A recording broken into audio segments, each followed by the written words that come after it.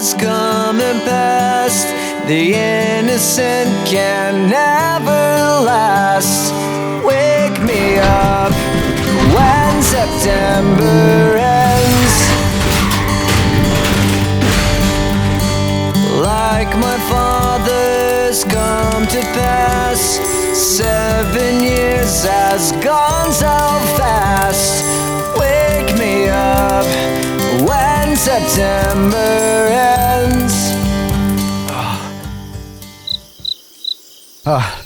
I'm lucky to have survived that car crash. I'm in the middle of nowhere. Looks like I'm going to be here for at least 24 hours. If I get out alive and I make a good video, let's find out what's coming up on Walker. Summer has come and passed. The innocent can never last. Wake me up when September ends.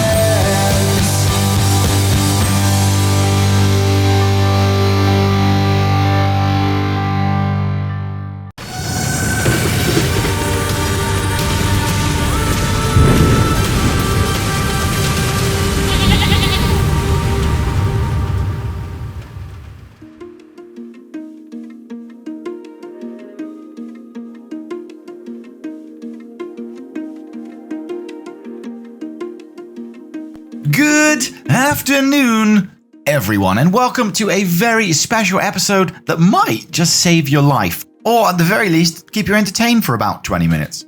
Fun fact, before I became a content creator, I was a survival specialist, a cowboy, and a space marine. Then my PlayStation broke, so I started this YouTube channel. However, I did pick up a few survival tips along the way. So if you ever find yourself in a life or death situation, the first thing you gotta do after you select your character name and difficulty level is scout the area for any gear that you could potentially use.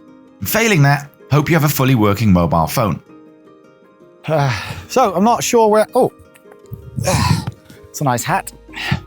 This bloody heat. Put that on. I don't know too much about survival. Luckily, I do know a man who does. So I'm gonna have to give him a call. Hey Walker, about your survival, don't worry about it. I packed everything that you need in a suitcase. Oh, Johnny, that is absolutely awesome. How'd you know where I was going to be? Yeah, about that. Gotta go. Doesn't matter. And a 360 camera too. Oh my God.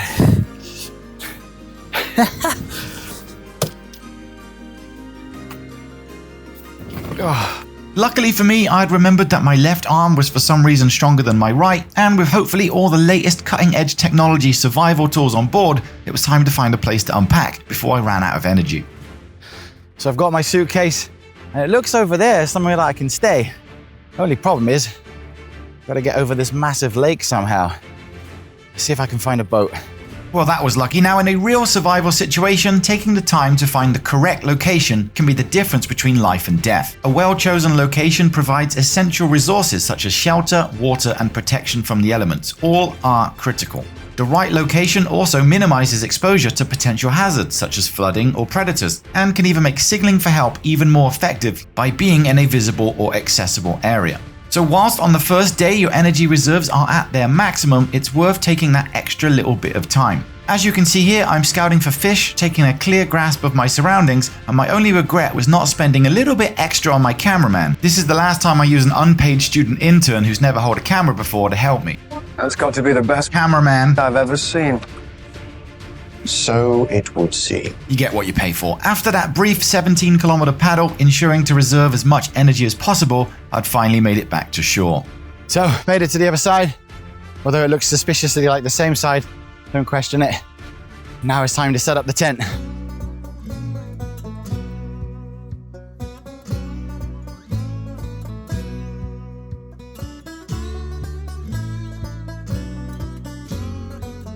I stumbled across what looked to be an old abandoned outhouse or something, complete with nearby water source, a questionable roof, and importantly, a raised area that I could potentially sleep on. Let's finally open this suitcase and see what Donnie's got me then. Super excited. The great thing about my mate Donnie is he knows his stuff, but he also likes to make the odd joke or two. So on one hand, I was super happy to have a child's pink unicorn embroiled mosquito net, but on the other hand, I would have to sleep tonight in a child's pink unicorn embroiled mosquito net. And given that I'm 6'2", this was going to be a problem. Now fully aware that Donnie had potentially not filled this suitcase with cutting-edge survivalist gear, I unpacked the remainder of the suitcase. Some sugar-free gummies, literally pointless, a small net, some paper clips, a rechargeable light, okay, a dog's frisbee, and some tampons? Okay, well at least it's not going to get any stranger than this.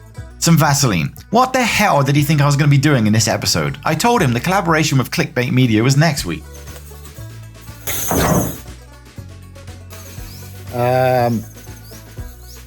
What? As Bear Grylls would say, the 3 most important rules of survival. You can survive 3 hours without shelter in a harsh environment, you can survive only 3 days without water, and you can survive practically forever without having to watch a travel vlogger. So with my shelter now done, finding a reliable source of water was next on my list. Upon inspection, it looked like these lakes contained crayfish, which I don't know much about, but luckily I have a friend who worked for the BBC who I could call on. Crayfish, totally harmless animal, unless you are unconscious, fall into the water or die in the water, then they will eat you. You'll be just a piece of meat. So watch out for crayfish. Anyway, I've got to go off now and make another BBC documentary. So as long as I didn't bang my head and fall into the water, I should be fine. Obviously, survival is not just about the body, but also about the mind. So if you can, get yourself a friend. So let me introduce you to Wilson, copyright reasons, Winston. Winston, say hi, Winston. Right, well, this is clearly someone's farm. So I don't want to piss anyone off. I really need some water. And I'm gonna have to start a fire. Oh. Hello? Hello? Okay. Hello? Excuse me, mate. Excuse me. I'm really sorry to bother you. Hi, my name's Chris. I'm a YouTuber. I crashed my car just around the corner, and I'm completely lost, man. And I'm just trying to stay alive. All right, okay. You're from the UK, are you? I'm from England. Yeah, I'm a YouTuber. I got 2,000 subscribers. You've probably heard of me. I make like really shit videos. All right. Yeah. You know our YouTube channel, mate? Oh, you've got a YouTube channel. Yeah. God, everybody's got a YouTube channel these days, isn't it? Some better than others. Yeah, so I was just wondering, do you have any water? And there's like a sort of outhouse thing back there. Any chance I could stay there? Well, not a bloody charity, mate. So No, if you're willing to help out a bit, I'll do anything. I'll do absolutely anything. big rocks need moving, mate. I can move rocks. I'm good at moving stuff. I would say the harder you work, the more chance you'll let you stay. Okay, I'll do my very best, man. Thank Good you. stuff. My luck was turning because thankfully God, or whoever, had blessed me with incredible strength. But then he also blessed me with ginger hair, so not really a fan of that guy. However, this guy was awesome. I later found out his name was Liga? Look, I'm not good with names. For now, we'll just call him Lee. He was a super nice, quiet, and reserved person. At first, I thought he was the boss of the farm, but then I met his wife, and suddenly it all made sense why he's so quiet and reserved. Turns out, he just knows who's really in charge. Are you, mister? My name's Chris. What you doing, my lad? Ah, Just trying to help out. who's this, Lee? Trying to make a fire for you. You have to work here. I will happily work. Or not happily. Do your job. Get working, not come for Pyong farm for nothing. Wow. Keep working.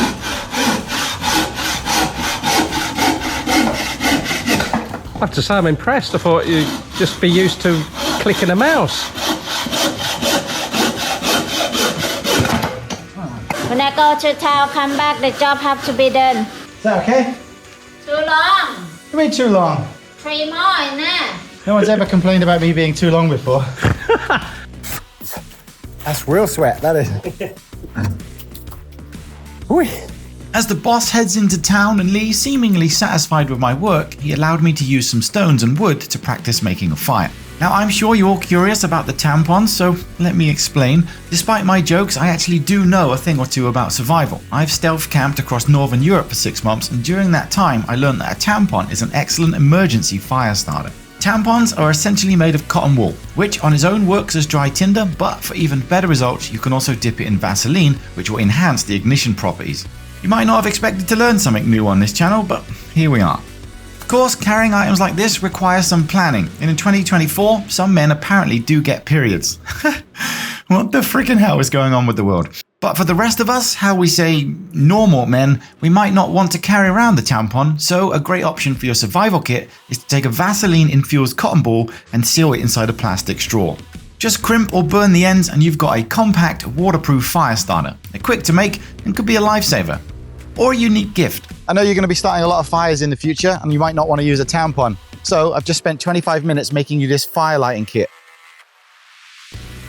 Okay. No? Nothing? Nice shirt, I thought someone had gone through my bag. Finding yourself in a situation where you're a guest on someone else's land, the key of course is to always ensure you're respectful and polite. Failing that, trying your best to keep the farmer's wife happy. And with no time to light the fire, it was time to do some more farm chores. I say chores as if they're a bad thing, but every now and again you get to do something really cool.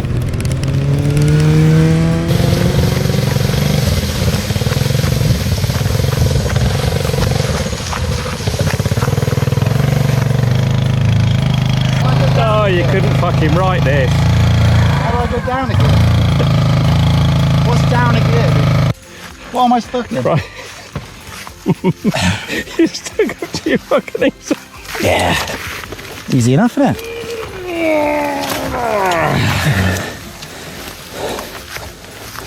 There we go. That'll do. Chris, if Toon comes back and this is stuck, it's not going to go well, mate. Okay, stick to the left. Full power. Go, go, go! Go! Go! Yeah, well done, mate. Pretty easy, really, wasn't it? With the dark rain clouds finally gone, we got back to feeding the goats. I can't say I know much about goats, or even care for that matter, but Lee shared a heartbreaking story. There's this one goat named Lovely who was kicked out of the tribe and now spends her days alone just 10 or 20 yards away from the rest of them. If she gets too close, they'll hit and potentially kill her. So I did the only humane thing and fed her a potentially poisonous fruit to hopefully end her misery. And then we headed into the goat house. On this channel, I've given you POV shots of turbo speedboats, pushing wheelchairs, walking through crowds of Chinese children, and now in a Walker exclusive, POV goat shit cleaning. Really is going downhill here, isn't it? With that sorted, Lee told me to take everything back to the farmhouse for one final task. However, on the way back, I was suddenly set upon by a gang of ravenous dogs, and certainly a big part of survival is remembering that we are not the top of the food chain. Always be careful of your surroundings. I did what anyone would do in that situation and called in another animal expert for some advice. Hey Walker, listen, if you see a pack of wild dogs, don't piss them off, all right? That's all I really got for you. I got stuff to do. Some of us have real jobs. So don't die, be safe. Remember, you heard it here first. If you ever find yourself stuck in a fictional survival situation surrounded by meat-eating creatures, don't piss them off. You're welcome. Now, you may have seen one or two fictional things here today, but I can assure you that all these clips are 100% real. After driving 450 kilometers, working for literally 3 hours on the farm, fighting blisters, dehydration, and honestly, I have no idea what the hell is going on with my face here. I really do have a newfound and deep respect for farming, and I was just happy that I didn't have to touch any crayfish. Next up, Lee had asked me to touch some crayfish. And as you can see, survival is about pushing yourself into doing things that you've never done before. I'm 40 years old and I have never in my life actually touched a fish or crab or part fish, part crab or whatever the hell these things are. I'm not a fan of fish and literally these things terrify me as they come out of the water too. So we packaged them up and sent them off to 7-Eleven or whoever, and then feeling confident with some dental floss, an old pole, a bottle lid and a paper clip, I was allowed to see if I could catch something myself and then potentially cook it on the fire. After just 10 or so attempts, surprisingly I did actually catch a fish and wow, it is massive. The camera just makes things look smaller. Score out of 10, Toon? 1.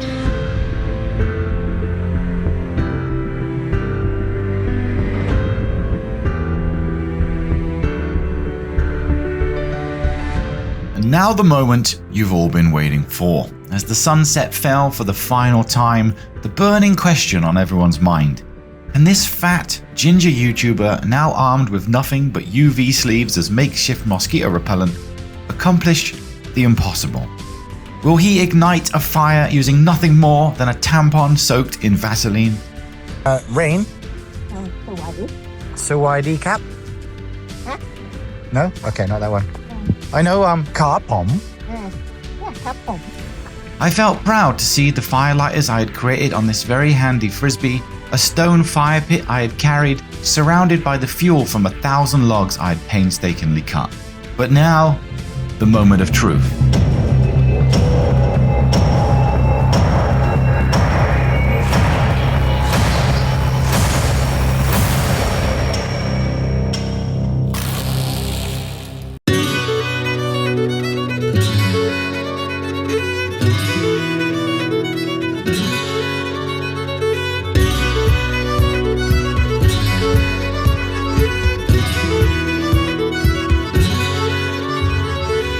In that moment, a wave of pride surged through me. There's something primal, almost ancient about creating a fire with your own hands.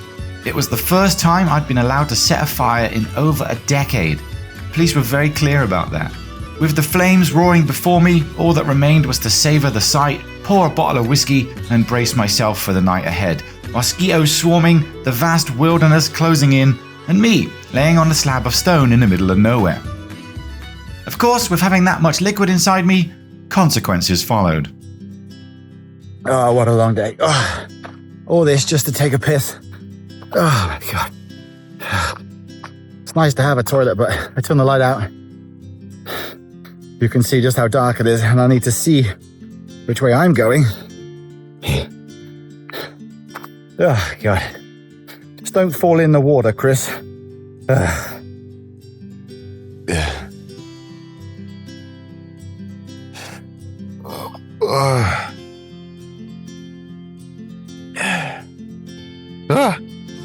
So yeah, not too much sleep last night. The noise, oh my God, just doesn't let up.